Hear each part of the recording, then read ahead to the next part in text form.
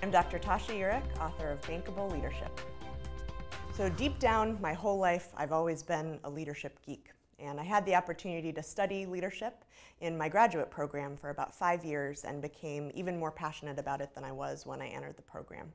And shortly after I graduated, I entered the Fortune 500 world. And I entered it first as an individual contributor, and then I started to become promoted into some leadership roles. I was a first-level supervisor, I was a manager, I was a director, and both myself and other leaders around me seemed constantly confused about the complexity of leadership. And so I took a step back and I started to wonder, how can I help these people? How can I help myself in my quest to be a better leader? And as I stepped back, I noticed a couple of things. The first was that organizations, typically, even well-intentioned ones, don't do a tremendously good job of developing their leaders.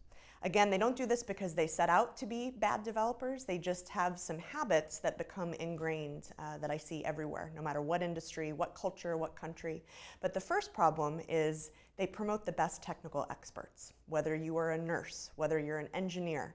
If you're the best nurse or the best engineer, you typically become the manager of the nurses or the engineers. The problem, of course, is that the skills needed to be an effective leader are completely different than the skills needed to be a technical professional. The second problem I saw, again, everywhere was that once people became leaders, once they were promoted, they had a sink or swim mentality. And companies spend millions of dollars in technical training, but they spend precious little teaching their leaders how to lead. So it's probably not surprising that the research on this confirms that. According to a study from the Center for Creative Leadership, 50% of managers are ineffective.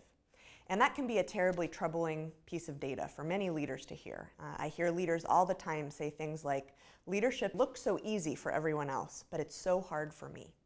The good news, though, is that leadership is learnable. A study came out recently by a man named Richard Arvey at NUS Business School in Singapore, and it actually said that 70% of leadership is learnable. And the good news there is that anyone can become a more effective leader. The bad news is the sheer amount of choices that most leaders find when they try to do that. So a well-intentioned leader that maybe isn't getting what he or she wants from their company might go to Amazon.com and they search leadership books. What do you think comes up? 100,000 options on books that teach you how to be a better leader. Now, I don't know about you, but I find that particularly overwhelming, and I'm not ready to read 100,000 books. So in my book, Bankable Leadership, my goal was to put together something that could be an encyclopedia of leadership.